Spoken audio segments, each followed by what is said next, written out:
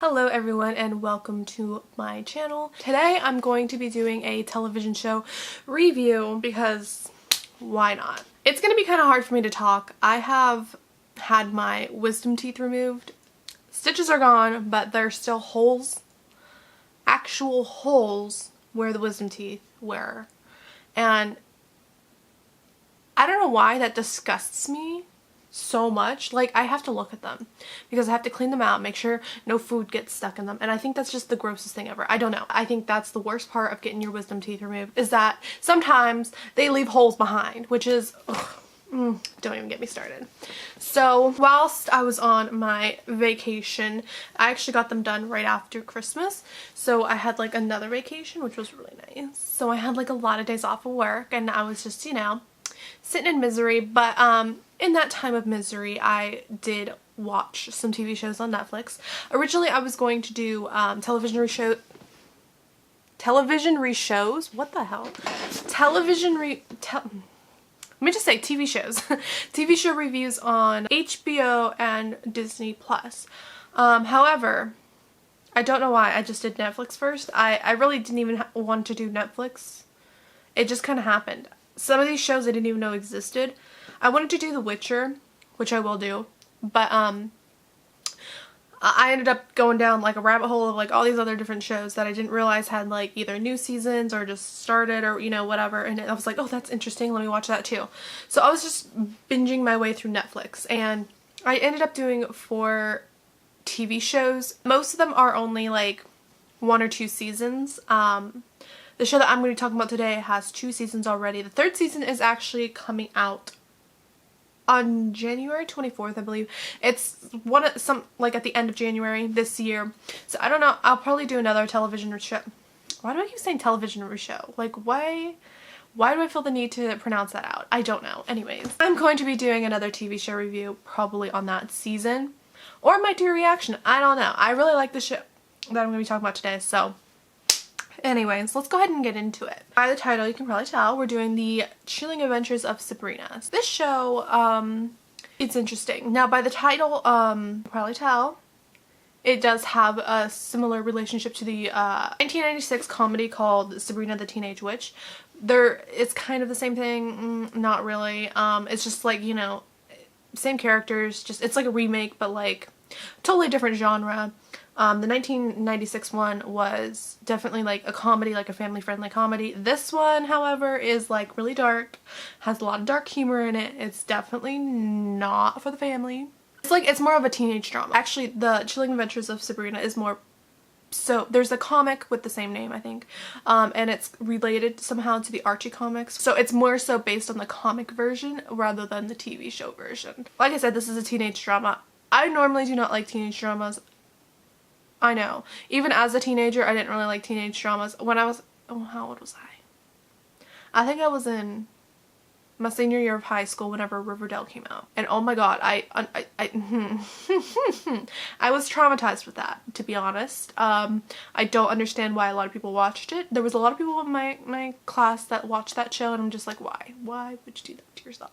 First season admittedly was not that bad, but it still wasn't good to me, so I'm like, why would you do that to yourself? And then as I noticed, it's gotten progressively weirder as the years gone on, so I'm glad I jumped off that bandwagon. Weirdly enough, The Chilling Adventures of Sabrina is related to Riverdale because they're both related to the same comics that are like connected to each other, if that makes sense. You know, going into this show, at first I didn't know that, and then I was like, oh shit, like what? And like, I don't know if I'm gonna like this show, but I really liked the trailer of the show. I'm kind of like a slut for like anything witchy. I really like witch shows.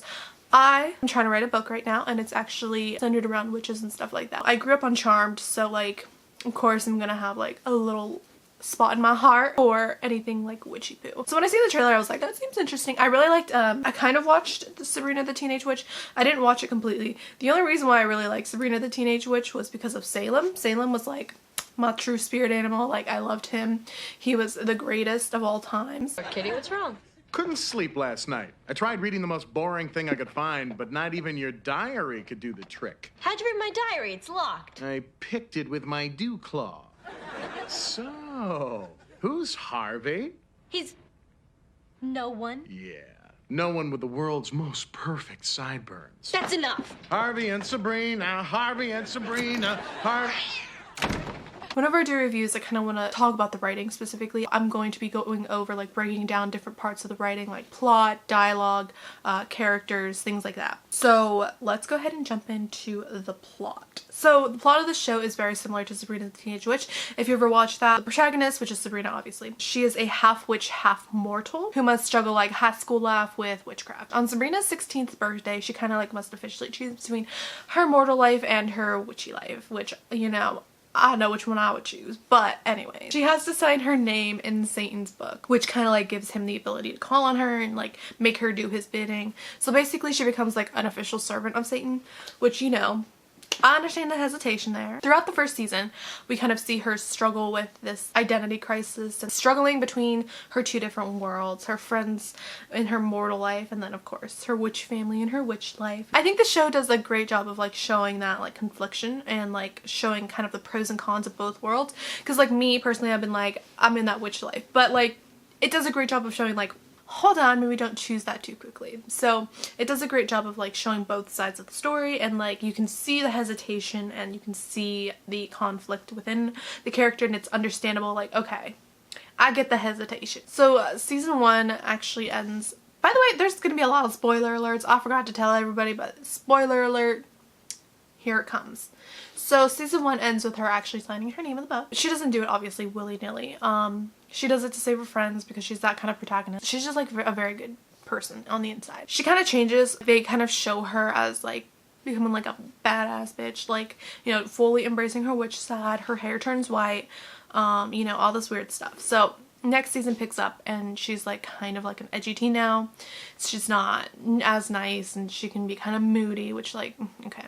But she's not really like changed. She's just like herself, but like moody. She got some issues with her mortal friends and now she's like, okay, peace out. So she drops them and she's like, I'm just gonna focus on my witch life. Screw those mortal people. And so she kind of focuses on her witchcraft and becoming like a really good witch. Doesn't last for very long, you know. She ends up going back to her mortal life and kind of missing her mortal friends, which, you know, okay, whatever. Season 2 kind of sees her, it's more so now, instead of struggling between her mortal life and her witchy life, it's more struggling between good and evil. That's where season 2 kind of takes us. It's like this never-ending battle between, am I good, am I evil? And some things come along to kind of thwart that. Like devil ends up summoning her and he tells her to like steal a pack of gum, and she's like, no. She struggles again, going against Satan's word because, you know, screw Satan. She always has like that tug towards the evil, but she's fighting to stay on the good side. The second season really focuses on like Sabrina's evil side and her starting the apocalypse. Towards the end of the season, it is revealed that she's actually the daughter of Satan.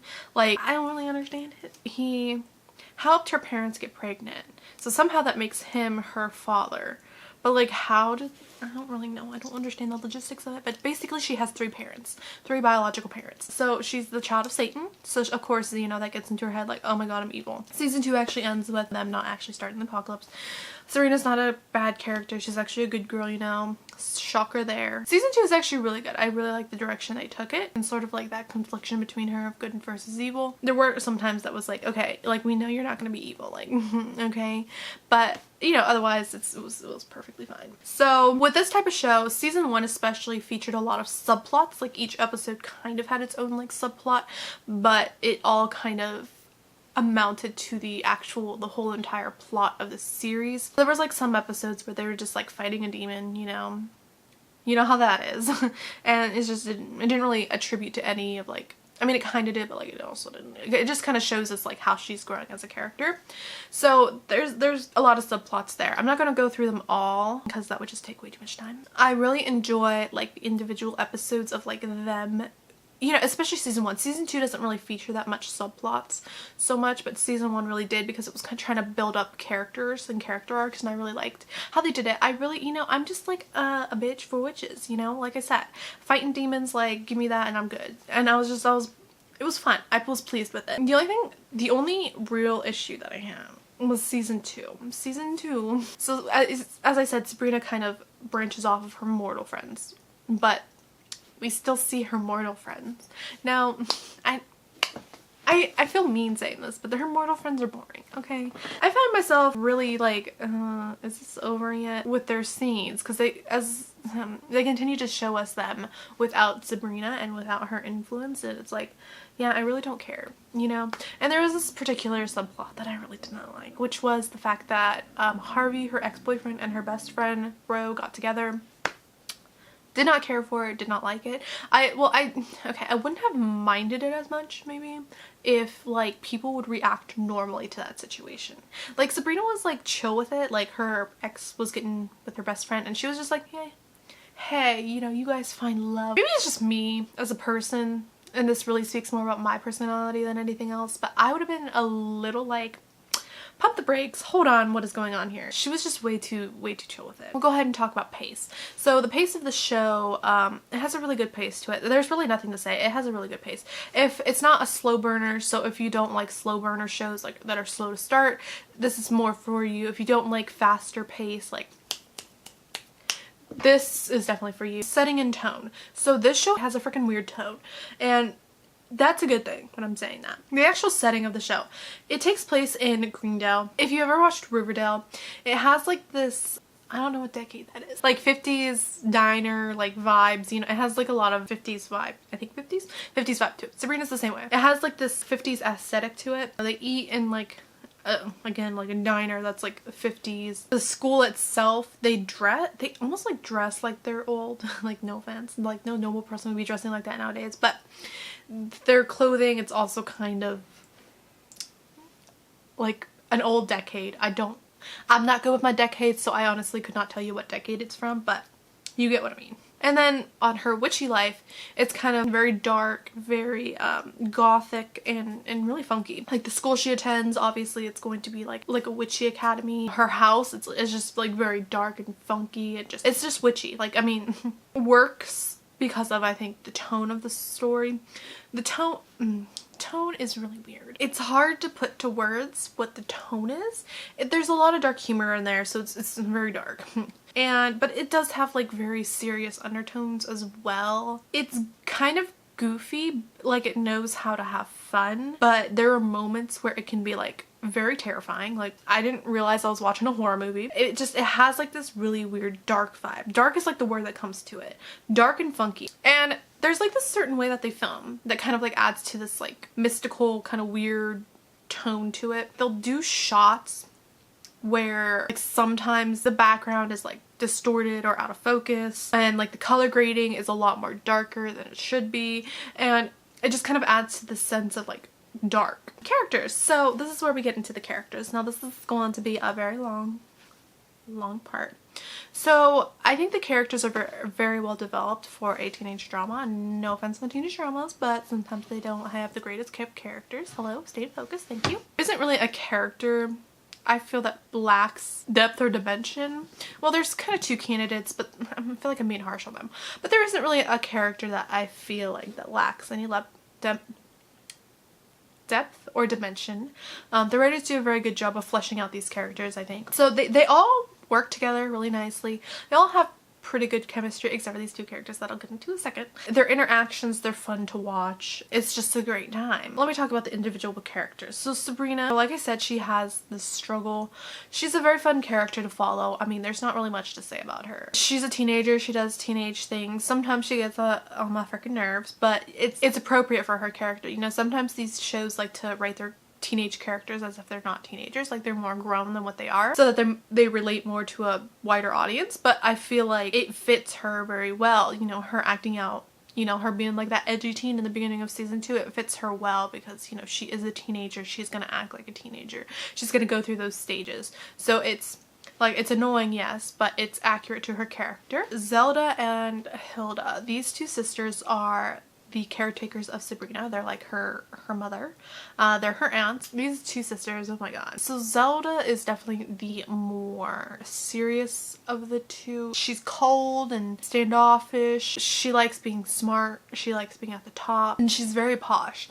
She likes to maintain like this I'm higher than everybody, you know, standard, or this look, very classy too. She has like a lot of goals for the family name. She wants to keep her family name, like Spellman, up there in the witch community. I really like her character. She's a very interesting character. She adds like this harsh motherly love to Sabrina that it's just like, she's tough on her, but it's like for building her up, and I think it works really well. Man, season 2, I really liked her character. She has this great moment, of course, because she is like one of those people that are like intelligent. She wants to be on the top. She is the slut of Satan. Like, she will do whatever he says and she'll do it perfectly. So there's this moment where Sabrina must become his bride, where she must become the queen of hell, you know, take up that mantle of starting the apocalypse. And she's like, I don't think so. We ain't about that child marriage. We ain't about to do that. And she like really steps up and she's like, I'm letting Satan have your soul. And it's like a really powerful moment that was like, oh, that's so sweet. Like, that was just like a really good moment. And I really like that for her character. In the first season, we see her as being really selfish almost, because she does have a lot of goals and she'll do whatever it takes to get to those goals. And you know, she does things like kill her sister because she annoys her, so she'll do things like that. Of course, you know, her sister doesn't stay dead, but like, you get the idea. To see that change in season 2, it was like, oh, that growth. On the other side of that, we have Hilda. Hilda is definitely the more calmer of the two. She's less intense. She's not quite as mean or cold-hearted.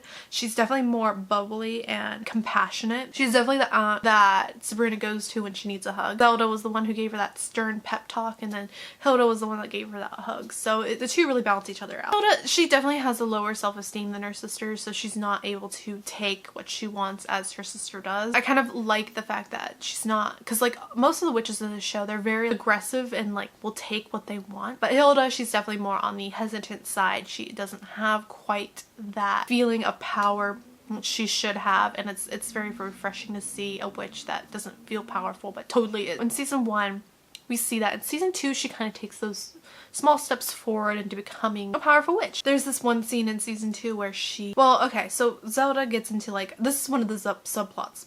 Zelda gets into a fight with one of the teachers at the academy, and they kind of get into like this spiff where they cast spells on each other. The teacher ends up casting a spell to resurrect the dead wife of the person that Zelda is currently doing. The high priest, his dead wife, she resurrects her ghost and like kind of sets her on Zelda. So Hilda's like, you know what, I'll take care of that. I'll do my best to get rid of that spirit. She gets rid of the spirit, and then she talks to the teacher. She actually poisons her, which is like, yes, I love that. That whole entire scene, I was like, I love this. This is fun. These two women like really grow from like the second season to the first season. Ambrose. So Ambrose is the cousin of Sabrina. They all live together, the four of them. Ambrose is definitely the black sheep of the family. He is definitely the one who has proudly been putting the black spots on their name. He tried to blow up the Vatican. That's where we start off with his character. He tried to blow up the Vatican, which is, I don't know why, I just love that as like the start for a character in a new TV series. We can just go so many places with that. He is just one of my favorite characters. Love him to death. He's definitely a little troubled, that's for sure. He definitely has a wild side. He definitely likes to party, but he also has like a very soft side. He's very good friends with Sabrina, and in the first season kind of more so adds as like the shoulder that Sabrina leans on. Just his personality makes you like really like him. And in the first season, you know, he's kind of on house arrest. He's not allowed to do much of anything or leave, and you kind of see him struggle with that and the idea of losing your freedom. And then at the end of season 1, he is, I think it's at the end of it's either at the end of season 1 or the beginning of season 2, I don't remember. He is allowed to come back to the witches community and not be on house arrest anymore, and he's allowed to go back to school and all those fun. And the second season is where his character arc definitely takes off. Well, first off, he becomes the head boy, I guess, of the school, and that essentially means he's like the right-hand man of the high priest. Now the high priest is kind of a trashy dude. His name is Father Blackwood. He is a he is not a good person. Ambrose kind of finds this out in his plans for the coven and how just horrible his plans are. He gets involved like with this plot of trying to like overthrow Father Blackwood and trying to not let his plans go forward. Unfortunately, Father Blackwood like disposes of him. He disposes of a lot of people really quickly, is his character. So he disposes of Ambrose, makes him kill the Pope. Well, like the unholy Pope, I guess. Basically the Satan version of the Pope. Pope is like right-hand man to Satan. So he ends up killing the Pope and has to go on the run again. He does not like losing his freedom, as we found out from season 2. I like this kind of like full circle thing that goes on here, where he finds his freedom again and then now he's on the run. Long story short, Father Blackwood flees the city, kills the coven, you know, that kind of thing. So Ambrose is kind of like, this dude is dead. I'm gonna kill him. At the end of season 2, Ambrose is kind of setting off to find Father Blackwood, and he's now, you know, in the first season he was kind of like on this redemption arc. In the second season he is more on a revenge driven arc. So it's interesting to see where that will take us. I am definitely excited for this. So let's go ahead and move on to the next character, Madam Satan. In the first season, she was essentially the right hand witch of Satan. She does like all the dirty work. She's more like the soldier. She was tasked by Satan to trick Sabrina into signing her name in the book. That's what her character was in season 1. So the entire season we see her try to manipulate and trick and do all these like weird stuff with Sabrina to have her sign her name in the book. In the second season, we kind of see her become more fleshed out. We learn that her name was actually Lilith and that she was the first witch. She was there whenever Lucifer fell from the sky, when he became Satan officially. She loves Satan, but Satan doesn't really like her back. I mean, he treats her as a pet, basically. She thinks of him so much more than that. So obviously whenever Satan's like, okay, I want Sabrina as my queen, she's like, pump the brakes, what'd you just say? She doesn't appreciate the fact that Satan is now choosing a 16-year-old teenager over her. I would be mad too. Satan in the second season tasks her to trick Sabrina again into kind of starting the apocalypse. Madam Satan's like, I'm not about that life. So she kind of goes through like this spell where she's like trying to trick her, but like also going against Satan and like trying to trick him, and then like also trying to trick Sabrina. And then she like falls in love with a guy named Adam, and she was out of commission for like a couple of episodes. If you guys don't know the original mythology or religion of Lilith, please forgive me if I'm wrong, but it's like a Jewish thing. I'm so sorry, I'm not really good with religion. Lilith was the first woman, and she was given to Adam as like his wife, and then she's like, fuck that. So she peaced out, and then Adam was like lonely, and then he created Eve. That's, you know, I don't know if that's true, but that's what I heard. She's definitely like an independent woman. She is not about to deal with this man's bullcrap. She was like kind of wandering the earth, and then she found Lucifer. They kind of saved each other, and she feels like totally in debt to him. But at this point she's like a little heartbroken because I was supposed to be the queen of hell, and now I'm not gonna be the queen of hell. She obviously, you know, she has like this struggle of like going against Satan, but like also she's in love with him, so it's like she has to go through it. There's like this really touching scene where the students at the witchy school put on a play of like Lucifer and Lilith meeting for the first time, and she's just kind of watching it, and then she starts crying, and I'm just like, that's really sad. I really liked what they did with her character this season. They really added a lot of depth to her. Now, at the very end, she does end up helping Sabrina trick Satan because she's totally done with Satan's bullshit. She ends up trapping him in another person's body, and she takes the throne for herself, which is like, yes, queen, we love that for you. I really loved the direction the writers took her character. I really didn't like her in the first season. She was kind of annoying. No, she was annoying. But in this season, she's a really good character. I really like how they fleshed her out in season 2. Moving on to the mortal friend group. I do not like the mortal friend group, like I said. Not in season 2 anyways. Okay, let's start with Susie / Theo. So Susie has a lot of identity issues. In the first season, she was born a girl, but she doesn't feel like it. She struggles a lot to find her true self. And then like a dead ancestor comes back, and you know, she like realizes it was a lot. So in the second season, she finally transitions. She finally opens up. We see her trying to out for the basketball team, which is a boys only team, and they're not receptive to that at all because, you know, why not? And then finally she makes the team. She proves herself worthy, and then she's like, you know what, I'm Theo. Now she's a he is Theo. Theo is really the only one out of the friend group that goes through some changes between season 1 and season 2, and he's definitely the only one that experiences, well, I wouldn't say he's the only one. He's the one that experiences the most conflict, because obviously if you're transitioning like that, high school students aren't the nicest people. Let's just put it that way. So obviously he gets bullied for this. So we kind of see what it's like for him to experience and go through high school life while trying to transition. And there's, you know, there's bullies that should not do the things they were doing. That was really mean. Don't do that, people. There was this one scene when Sabrina came back to her high school. She gives him like a spell to kind of like use against the bullies, and he does the spell. It resulted in the bully falling down the stairs and breaking his leg. The next scene, Theo kind of like explains like his feelings, and I was like, oh my gosh, like it was very chilling almost, and I really liked that. Really, he's the only character of the mortal friend group that I get that from. He's got a lot of depth to his characters, basically what I'm saying. So that moves us on to Rose. So she's not a witch, but she does have special powers. Now, She has a lot of trouble with Sabrina, especially towards the end of season 1 when she finds out that she's a witch, because it turns out that witches actually cursed her family with blindness. So now Ro is going blind at a very young age. She doesn't want to lose her eyesight, which, like, I totally get. You know, I'm wearing glasses too. And unfortunately, Sabrina can't undo the curse. In the middle of the second season, she does end up going blind, which is unfortunate. She gets very angry at Sabrina whenever Sabrina comes back, and you know, I get that, because Sabrina wasn't there when she went blind, and it was a very rough time on her. With this blindness, their family kind of develops like the sixth sense almost, kind of like a psychic vision or whatever. The thing is, like, I like Ro's character. It's just she's not the most interesting. I hate to say it, she's kind of boring. I'm sorry. Like, going through blindness is not fun, and I think that was the part that made her like a little more interesting, was the fact that she had to struggle with this like blindness thing. But she didn't struggle for very long, because Sabrina ended up actually healing her eyesight. So it wasn't something that was permanent, so I didn't really feel as bad for her. You know, where Theo, it's like gonna be a constant struggle. Ro, she goes blind once and then she gets back. She also doesn't have to wear glasses anymore, which I think is good for you. She has like that perfect 20/20 vision now, and she gets to keep it, and she also has magical powers, so like I really don't feel that bad for her. And then there's of course Harvey. I mean, he's an okay character. In the first season, he was just kind of like the love interest of Sabrina, you know, one of the main reasons why she's trying to fight for her mortal side. And then there's like that whole situation that happened between the two of them where the mean girls of her witch school accidentally killed Harvey's brother. So Sabrina was like, I'm gonna bring back your brother. She didn't. Well, I mean, she brought him back. She brought back his body, but it basically was like a zombie. That kind of traumatized Harvey, and then Harvey ended up having to kill his brother. There was that whole thing between the two of them. They broke up. I did feel sorry for Harvey in the first season. I really did like his character in the first season. I thought he went through a hard time. He's also a witch hunter. They found out that his family comes from a long line of witch hunters. Second season, he was just, again, very boring to me. I'm sorry. Sabrina makes him interesting. Without her, he's just kind of boring. I'm sorry. Again, I don't like him and Ro together. I don't think they really have good chemistry, but I don't think they do.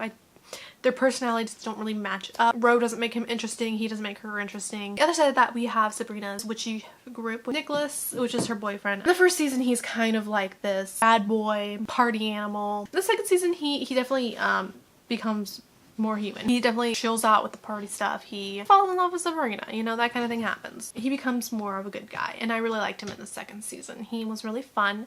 You know, he isn't the perfect guy, but it's definitely very fun. And then there's Prudence. Prudence is like, she's not really a friend of Sabrina's, but like kind of, but like not really. She was like that typical mean girl. She ran the mean girl group at the school, but she has like a personality where like she'll help you, but like she'll also stab you in the back. She has no problem doing both. Your opinions definitely change on her a lot. Like she'll help Sabrina and you're like, okay, she's an okay person. And then she'll go and kill people and you're like, is she though? In the second season, we really get to see how conflicted she is. She is the illegitimate daughter of the high priest, Father Blackwood, and she definitely wants to take up that, her father's name. Her father is a misogynistic asshole, so of course he refuses to acknowledge her. It's only when he catches her trying to kill him that he's like, you know what? Maybe. That kind of gets to her head. Like, we see her conflicted in the first half, and we feel for her. We feel for how much she wants that family name and how much he will deny her that. And then he actually gives it to her, and then she becomes a total biatch. So then we're like, okay, you're not a cool person. But then at the end, she finally again sees the error in her ways and how bad Father Blackwood actually is. It takes him killing the whole coven for her to realize that. Well, no, it doesn't actually take him. She realized it a little bit before that, but unfortunately it was too late. He ends up killing the whole coven. That includes her sisters. Luckily her sisters live, but she also she's focused on that revenge path, so she goes with Ambrose to find her father and kill him. That's all the characters I'm going to be talking about today. That was a lot of characters. I'm sorry, this is going to be a long ass video. Dialogue. Real quickly. Dialogue for the most part is very, very good. It does tend to be goofy. There are some times where the dialogue can get weird. Dialogue is good and perfect for the tone of the story, and most of the characters have believable dialogue to their set characters. There's just sometimes that the dialogue feels off and a little bit cringy. One scene, which I was not a fan of, was when Sabrina is killed in the church by witch hunters and she comes back to life, floats in the air, and does some weird stuff. The dialogue wouldn't have been bad if they didn't do her voice really deep, and like it didn't match really right. It was just a really weird scene, and I was like, I'm not okay with that. But the worst offense was definitely after the scene where she was talking with Harvey and he was like, you know, telling her what he's seen, and he compared her to the Dark Phoenix. I hate when shows do this. He's a nerd. Sabrina doesn't understand the reference, and it's like, really, especially nowadays, you know, Avengers and X-Men, they're such a popular thing. It's like pop culture now. Everybody knows who the Dark Phoenix is. Like, don't pretend. And then he has to go on and explain who the Dark Phoenix was and how she was like her. And I was just like, First off, if you're gonna make a reference, like, don't go and give us a full-blown explanation of how that reference makes sense. Like, most of us know who the Dark Phoenix is, okay? Even if you're not a comic book nerd, like I said, Avengers, X-Men, Marvel is a very popular thing right now in today's culture and time. There was a movie that came out like literally last year about it, so calm down. An accurate comparison for one thing. And for another thing, it's just stop making pop culture references. Alright, sorry, rant over. Dialogue for the most part is really good. What can I say? So if you haven't tried watching this show, I would definitely go and watch it. It's a really good show for those who like shows like this. If you think you like this type of show, go ahead and watch it. It's definitely dark, it's definitely weird, but that's why we love it. If you guys would, I do have a website that I will link down below. You can read it. If you don't like listening to my voice, you can definitely read the article version of this video down there. Click on the link to my website and that'll take you to it. But yeah, besides that, I'm done. I'm done ranting, I'm done talking about this show. I hope you guys have a great day, and I hope you guys do go ahead and check out the Netflix TV series, The Chilling Adventures of Sabrina. Season 1 and Season 2 is up now. Season 3 will be coming in January 2020, at the end of January 2020. Again, I don't know what I'll be doing for that. I'll either be doing a season review or a reaction to the entire season. I have no idea. Hope you guys enjoyed this video, and hope you have a great day. Goodbye.